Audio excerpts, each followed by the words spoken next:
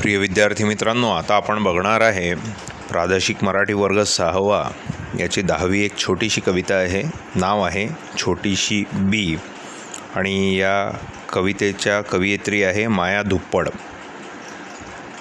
आता ही छोटीशी बी जरी दिसायला आकाराने छोटी असली तरी पण हिचं कर्तृत्व फार मोठं असतं.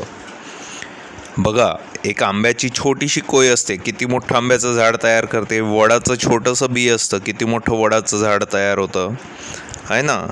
तर एक छोटासा दाणा असतो गव्हाचा आणि किती गहू निघतात त्यातून, आहे ना. ज्वारीचा एक छोटासा दाणा असतो, किती ज्वारी निघते. मोहरीचा एक छोटासा दाणा. त्यामुळे छोटीशी जरी बी असली तरी हिच्यात शक्ती फार मोठी असते. आणि बघा ही छोटीशी बी काय म्हणते, छोटीशी बी रुसू नको, जमिनीत नुसती बसू नको. आता या छोट्याशा बीला बघा काय सांगितलं आहे, छोटीशी बी रुसू नको, जमिनीत नुसती बसू नको, माती पाण्याचे गुण घेऊन वर यायला विसरू नको. बघा कवयित्री काय म्हणते, मी तुला जमिनीत टाकते आहे पण तू रुसू नकोस आणि जमिनीत नुसती बसू नकोस. मातीचे पाण्याचे गुण घे आणि पटकन जमिनीच्या वर छान मान काढून बघ. कोंबा रुसू नको. आता कोंब आलाय त्या बीला, मग काय म्हणते, कोंबा रुसू नको, देठात लपून बसू नको. लाल तांबूस रंग घेऊन पान द्यायला विसरू नको. बघा आता कवयित्री कोंबाला सांगते, कोंबा तू रुसू नकोस, लाल तांबूस रंग घे आणि छान मोठं एक तुझ्यावर पान फुटू दे. मग पानाला एक छोटासा संदेश देत आहे, पाना रुसू नको, बालपणात बसू नको, 2 हातांची उंजळ करून कळी द्यायला विसरू नको. बघा 2 हातांची उंजळ म्हणजे बीतून छान 2 छोटे पान निघतात आणि त्या 2 पानांच्या मध्ये कळी निघते. म्हणून कवयित्रीने किती सुंदर कल्पना केलेली आहे. पाना रुसू नको, बालपणात बसू नको, 2 हातांची उंजळ करून कळी द्यायला विसरू नको. आता कळी निघाली, मग कळीला फूल व्हायचं आहे. म्हणून मग कवयित्री काय म्हणते, कळी रुसू नको, घट्ट पाकळ्यात बसू नको, पाकळ्यातून फुलून खुलून फूल द्यायला विसरू नको. आणि पुढे मग म्हणते, फूल झालं की फुला रुसू नको, कोण बघतंय बघू नको, रंगगंधा डोलून बी द्यायला विसरू नको. परत त्या फुलाला म्हणते, आता तू परत बी दे. बघा बी पासूनचा प्रवास बी पर्यंत कसा छान सुंदर शब्दात कवयित्रीने सांगितलेला आहे. आता आपण याचा स्वाध्याय बघूया. प्रश्न क्रमांक 1 आहे, खालील प्रश्नांची 1-2 वाक्यात उत्तरे लिहा. कवयित्रीने बीला वर येण्यासाठी कोणाचे गुण घ्यायला सांगितलेत. कवयित्रीने बीला वर येण्यासाठी माती आणि पाण्याचे गुण घ्यायला सांगितलेत. कोंबाने कोणते रंग घेऊन वर यावे असे कवयित्रीला वाटते. कोंबाने लाल तांबूस रंग घेऊन वर यावे असे कवयित्रीला वाटते. पानात बालपण सोडून देण्यास पानाला बालपण सोडून देण्यास कवयित्री का सांगते. कारण कवयित्री पानाला म्हणते, बालपण सोडून पटकन कळी दे. कवयित्री कळीपासून कोणती अपेक्षा करते. कवयित्री कळीपासून फूल होण्याची अपेक्षा करते. कवयित्री फुलाला कोणती गोष्ट विसरू नको म्हणते. कवयित्री फुलाला रंगगंधात डोलून बी द्यायला विसरू नको असे सांगते आहे. प्रश्न क्रमांक 2 आहे, बीचे पुन्हा बीमध्ये रूपांतर होण्याच्या क्रियाक्रमाने लिहा. बीचा कोंब, कोंबापासून पान, पानामध्ये कळी, कळीमध्ये फूल आणि फुलापासून परत बी. त्यानंतर हात या शब्दाचे विविध उपयोग लिहा. मूठवळणे, दान देणे, आशीर्वाद देणे, ओंजळ करणे. त्यानंतर हाताने आपण काय करतो, हाताने एकता दाखवणे, हात आपटणे, आहे ना, हाताने टाटा करणे. तर एवढे हाताचे उपयोग आहे आणि या व्यतिरिक्तही हाताचे उपयोग तुम्ही लिहायचे आहे.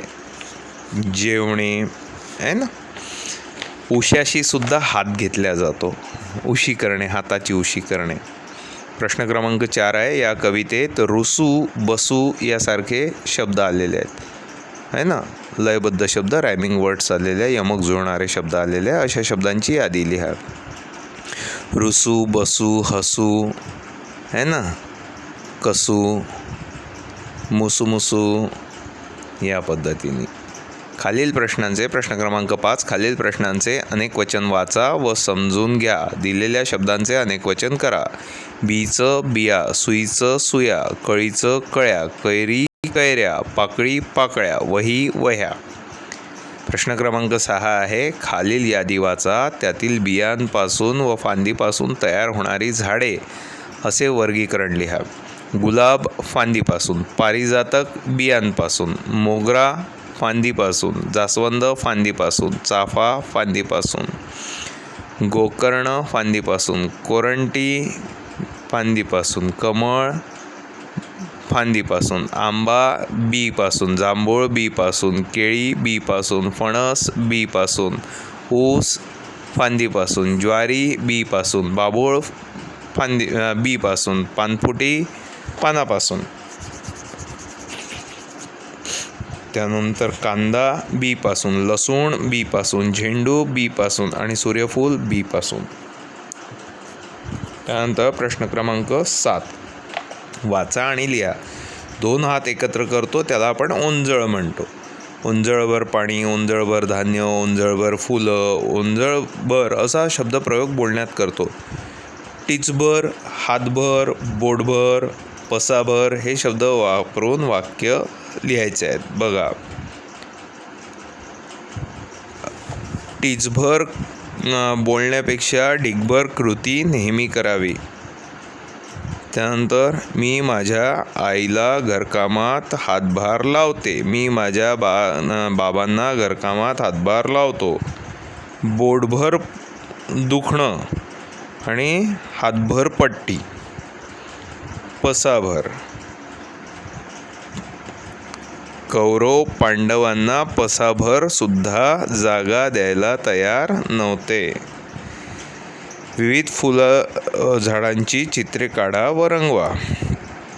त्यानंतर प्रकल्प आहे आणि खाली घोषवाक्य, तुम्हाला असे घोषवाक्य तयार करायचे आहे. आता खाली चित्राला लावलेली विशेषणे वाचा आणि दुसऱ्या चित्राला योग्य विशेषण लावा. जसं एक हत्ती दाखवलेला आहे, तो हत्तीला काय काय दिसत आहे? काळा दिसतोय, उंच, गुबगुबीत, बुद्धिमान, चपळ, चिडका, सुंदर, जंगली. मग सुंदर, जसं हे घर आहे, घर सुंदर, टुमदार, मोहक, लहानसे, प्रशस्त, मोकळे, या पद्धतीने आपण त्याला विशेषणं लावायचे आहेत.